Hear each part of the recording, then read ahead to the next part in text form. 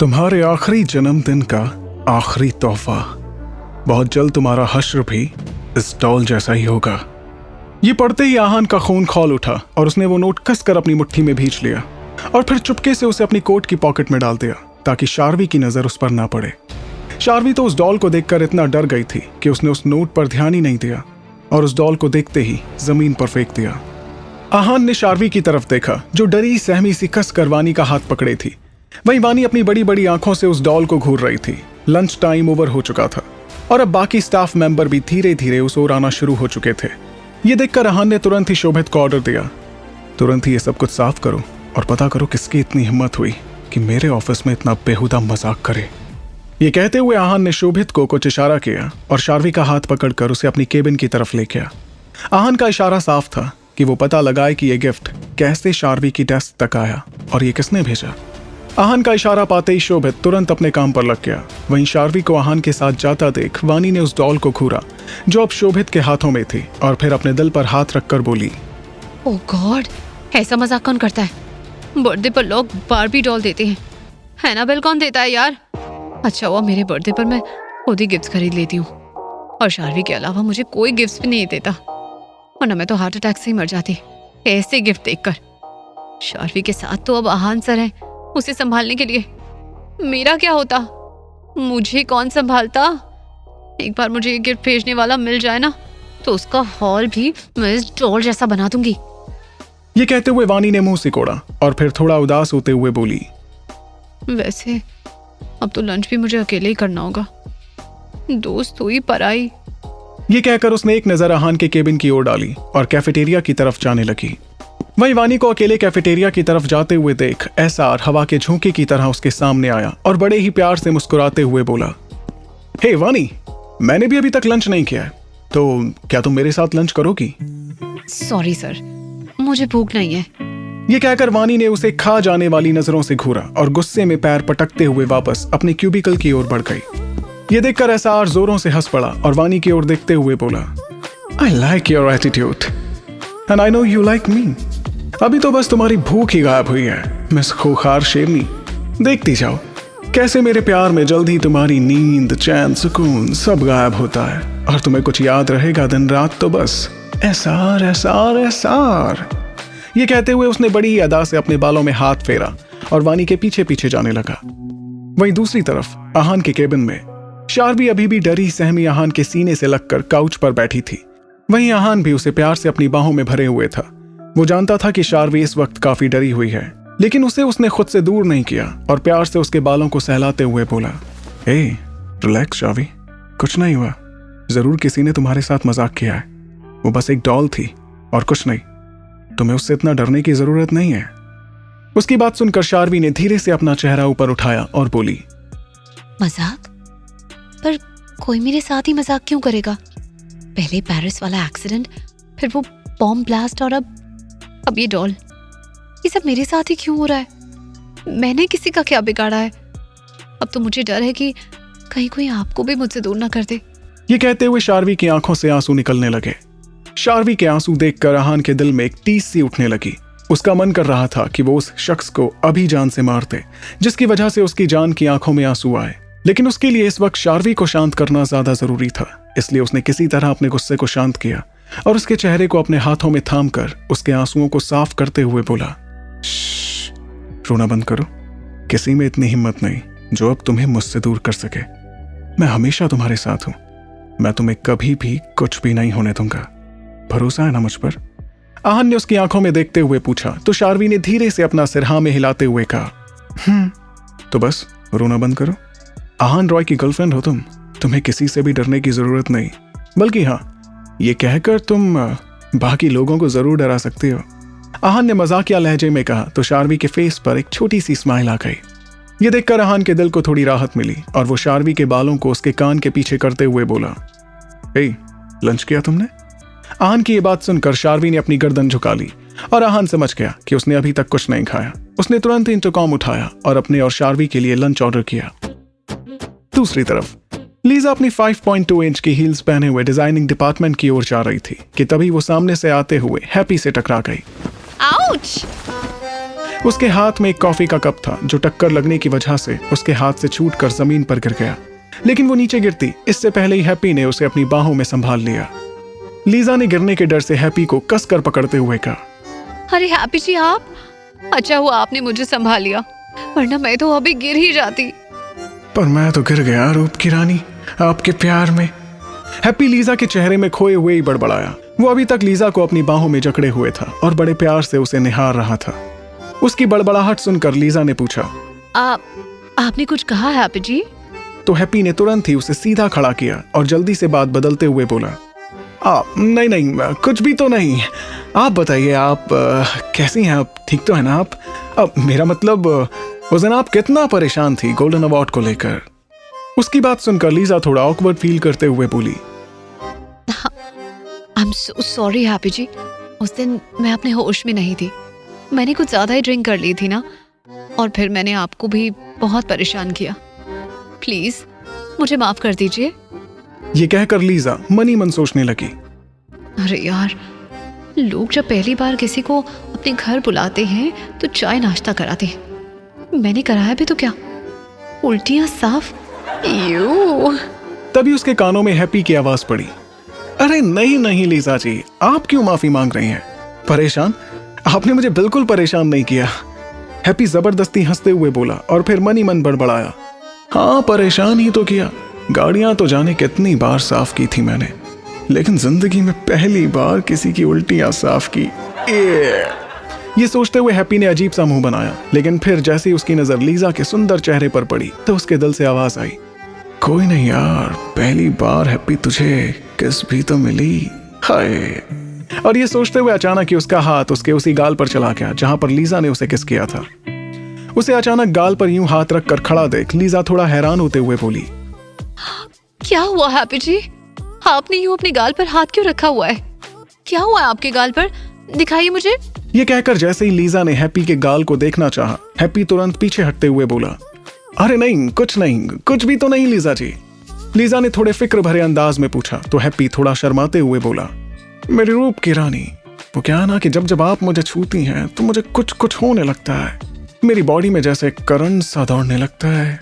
Lisa ने जैसी उसकी ये बात सुनी तो एक पल के लिए वो शॉक्ड रह गई, लेकिन अगले ही पल वो जोर से हंस पड़ी और हैप्पी के दोनों गाल पकड़कर खींचते हुए बोली, You naughty। उसकी इस हरकत पर हैप्पी अपना मुंह नीचे करके शर्माने लगा। तभी उसकी नजर लीजा की हील्स पर पड़ी जिन पर कॉफी की कुछ बूंदें गिर गई थी। एक मिनट लीजा जी। हैप्पी ये कहते हुए नीचे जमीन पर बैठ गया और लीजा का एक पैर अपने घुटने पर रख लिया। अरे ये आप क्या कर रहे हैं हैप्पी जी? लीजा थोड़ा हैरान होते हुए बोली और अपना पैर हटाने लगी कि तभी हैप्पी ने अपनी पॉकेट से एक रुमाल निकाला और लीजा की हील्स साफ करते हुए बोला, मुझे सफाई बड़ी पसंद है लीजा जी, और आप पर तो मैं एक दाग भी पसंद नहीं कर सकता। चांद पर दाग हो तो चलेगा, पर मेरी रूप की रानी पर कोई दाग आए ये मैं बिल्कुल नहीं होने दूंगा। ओह हैप्पी जी, आप मेरा कितना ख्याल रखते हैं। ये कहते हुए लीजा ने हैप्पी को उठाया और उसका एक गाल चूम लिया कि तभी हैप्पी ने झट से अपना दूसरा गाल भी आगे कर दिया। You naughty, हाँ? ये कहकर लीजा ने हंसते हुए उसका दूसरा गाल भी चूम लिया।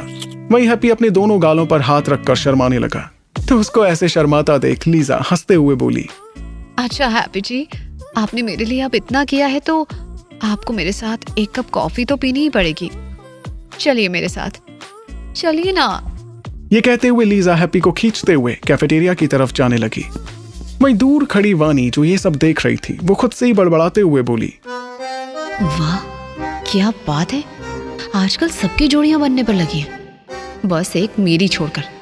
पता नहीं मेरी किस्मत में कौन लिखा है। तभी उसके कानों में पीछे से एक फुसफुसाहट सुनाई पड़ी, किसका है ये तुमको इंतजार में हूं ना।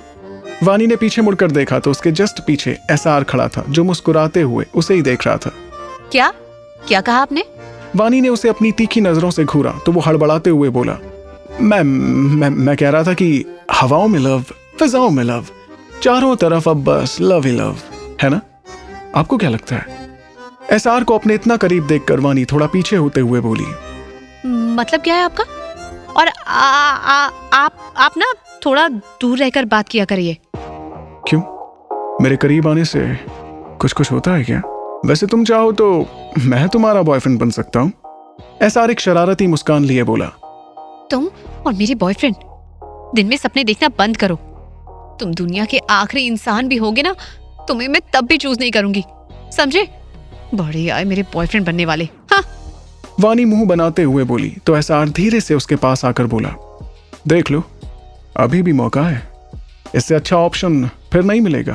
तुम्हारी बेस्ट फ्रेंड को मेरा भाई मिल गया, लीजा को हैप्पी मिल गया, यहां हर किसी को कोई ना कोई मिल ही गया। बस एक तुम और मैं, हम दोनों ही अकेले हैं। देखो, चारों ओर देखो। ये सुनकर वानी ने चारों तरफ अपनी नजरें घुमाई तो शार्वी आहान के केबिन में थी, लीजा हैप्पी के साथ थी, तो वहीं उसके बाकी कलीग्स भी। कोई अपने क्रश से हंस हंस कर बात कर रहा था तो कोई किसी के साथ नैन मटक्का कर रहा था। इस वक्त उसे ऐसा लग रहा था कि वो इस प्लेनेट पर सिर्फ एक ही सिंगल लड़की थी, बेचारी। ये देखकर वानी का मन थोड़ा उदास हो गया। वहीं वानी के उदास चेहरे को देखकर एसआर को लगा कि उस पर उसकी बातों का असर हो रहा है, तो वो आगे बोला, देखो, मैं तो एकदम तैयार हूं, बट अगर तुम्हें कोई प्रॉब्लम है और तुम्हें ऐसा लगता है कि मैं एक अच्छा बॉयफ्रेंड नहीं बन सकता, तो चलो हम एक काम करते हैं। हम एक हफ्ते तक एक दूसरे को डेट करेंगे। इस दौरान अगर हम एक दूसरे को अच्छे से जान पाए, समझ पाए, तो हम आगे कंटिन्यू करेंगे, वरना हम वहीं पे फुल स्टॉप लगा देंगे। और फिर मैं तुम्हारा बॉस और तुम मेरी असिस्टेंट, बस इससे ज्यादा और कुछ नहीं। बोलो, क्या कहती हो? एसआर की बात सुनकर वानी ने एक पल कुछ सोचा और फिर एसआर की आंखों में देखते हुए बोली, तुम पर विश्वास करने का मन तो नहीं कर रहा, बट हाँ, हम ट्राई कर सकते हैं। पर इस बीच मेरा फायदा उठाने का सोचना भी मत। अपनी लिमिट्स में रहना, ओके? वरना मुझसे बुरा कोई नहीं होगा। ये सुनकर एसआर अपने हाथ खड़े करते हुए बोला, ओह, ओके, मैं वादा करता हूं, मैं तुम्हें टच भी नहीं करूंगा। लेकिन अगर तुमने मुझे खुद टच किया तो फिर मेरी कोई रिस्पॉन्सिबिलिटी नहीं होगी। ये कहकर उसने वानी की तरफ आई विंक की तो वानी उसे घूरते हुए बोली, मैं और तुम्हें कभी नहीं। Let's see. आज से और अभी से मैं तुम्हारा बॉयफ्रेंड और तुम मेरी गर्लफ्रेंड, ओके स्वीट हार्ट? ये कहकर एसआर ने वानी को फ्लाइंग किस दी और मुस्कुराते हुए अपनी केबिन की तरफ चल दिया। वहीं उसको जाता देख वानी एक विल स्माइल करते हुए बोली, बहुत शौक है ना सबको अपनी गर्लफ्रेंड बनाने का।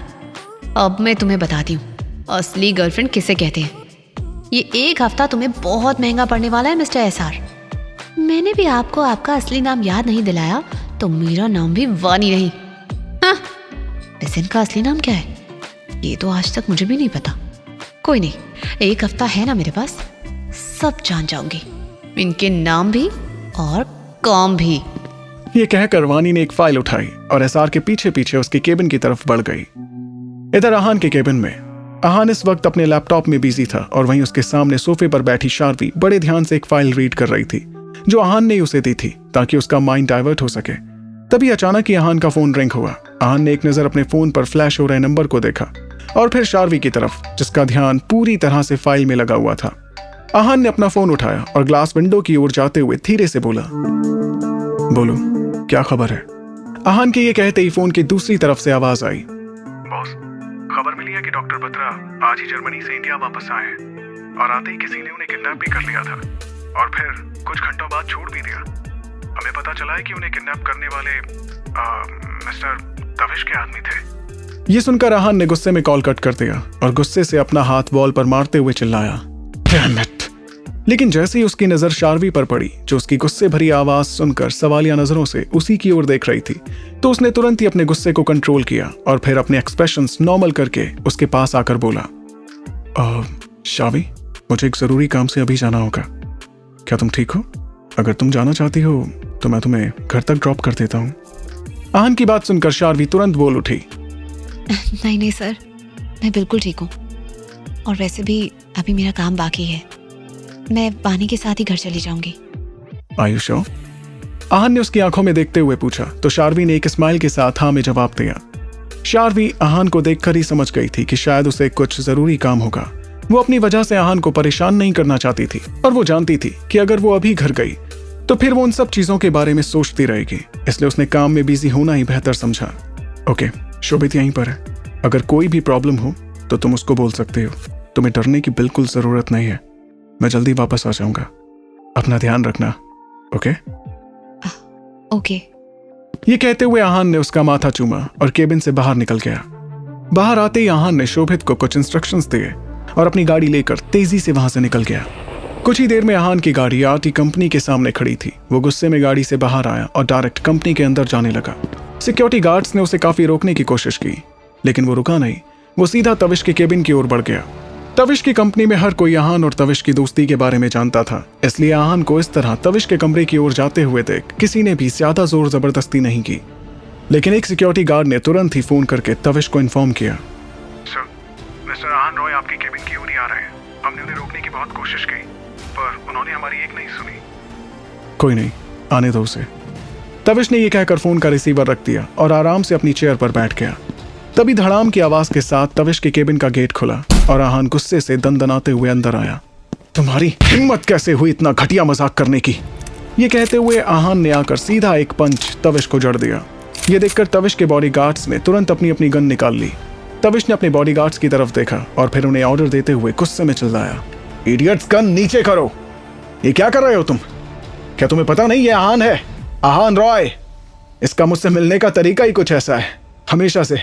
क्यों आहान, मैंने सही कहा ना? ये कहकर तविश आहान की ओर देखकर मुस्कुरा दिया। वहीं उसको मुस्कुराता देख आहान गुस्से से उसका कॉलर पकड़ते हुए बोला, ये जो तुम्हारे दो दो चेहरे हैं ना, मैं इनसे अच्छी तरह वाकिफ हूं तविश। तो मेरे सामने शरीफ बनने की तो कोशिश बिल्कुल मत करना। हिम्मत कैसे हुई तुम्हारी उसके साथ ये सब करने की? हाँ, क्या किया मैंने और किसके साथ? जो मुझे ही नहीं पता, जरा ठीक से बताओगे? तविश अपना कॉलर आहान की पकड़ से छुड़ाते हुए बोला। तो आहान ने उसका कॉलर छोड़ दिया और उसे पीछे धकेलते हुए बोला, बोल तो ऐसे रहे हो जैसे तुम्हें कुछ नहीं पता। मैंने कहा था ना शार्वी से दूर रहना, तो फिर उसे इतना भद्दा और बकवास गिफ्ट भेजकर करना क्या चाहते हो तुम? तुम क्या चाहते हो पहले तुम ये बताओ आहान। तुमने इतना बड़ा राज आज तक मुझसे छुपा कर रखा, तुम्हें क्या लगा मुझे कभी पता नहीं चलेगा? सच को कितना भी छुपा लो, वो एक ना एक दिन सबके सामने आकर ही रहता है। और जिस सच को छुपाने की तुमने इतनी कोशिश की थी ना, आहान देखो वो आज मेरे सामने है। लेकिन ये जानकर भी मैं शांत हूं। जानते हो क्यों?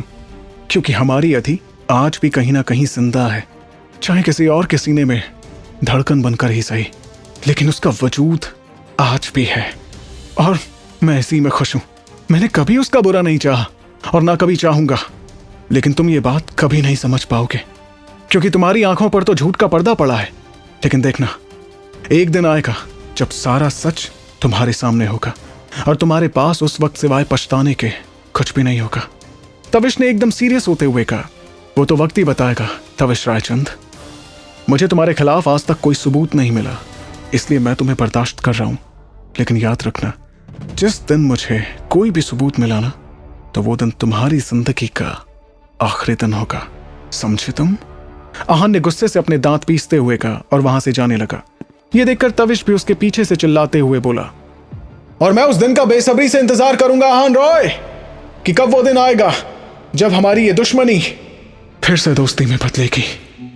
ये आखिरी लाइन कहते कहते तविश की आवाज धीमी हो गई थी और वो धम से अपनी चेयर पर बैठ गया। लेकिन तब तक आहान वहां से जा चुका था। वहीं तविश दरवाजे की ओर ही देखते हुए धीरे से बोला, सिर्फ तुम ही नहीं आहान, मुझे भी बेसब्री से इंतजार है इस सच के बाहर आने का, क्योंकि तुमने तो उस दिन सिर्फ अपना प्यार खोया था, लेकिन मैंने तो अपना प्यार और अपना सबसे अच्छा दोस्त दोनों ही उस दिन खो दिए थे। और यकीन मानो, जिसकी वजह से ये सब कुछ हुआ है ना, वो शख्स चाहे पाताल में भी छुपा हो, मैं उसे ढूंढ कर निकालूंगा। और जिस दिन भी वो मेरे सामने आया, मैं उसे खुद अपने इन्हीं हाथों से एक बहुत बुरी मौत दूंगा। ये मेरा वादा है, तविश रायचंद का वादा है। क्या आखिर कभी तविश जान पाएगा इस सच को कि अधीरा की मौत के पीछे किसका हाथ है और वो कौन है जो आज भी शार्वी को परेशान कर रहा है? और क्या वाकई एसआर अपनी एक हफ्ते की बॉयफ्रेंड बनने की शर्त को जीत कर वानी का दिल जीत पाएगा?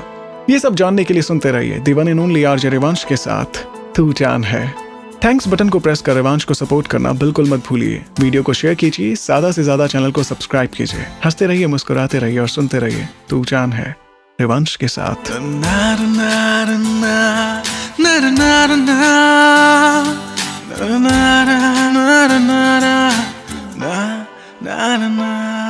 एहसास तेरा हर पल साथ है, अब तू ही जिंदगी है, तू जान है। एहसास तेरा हर पल साथ है, अब तू ही जिंदगी है, तू जान है।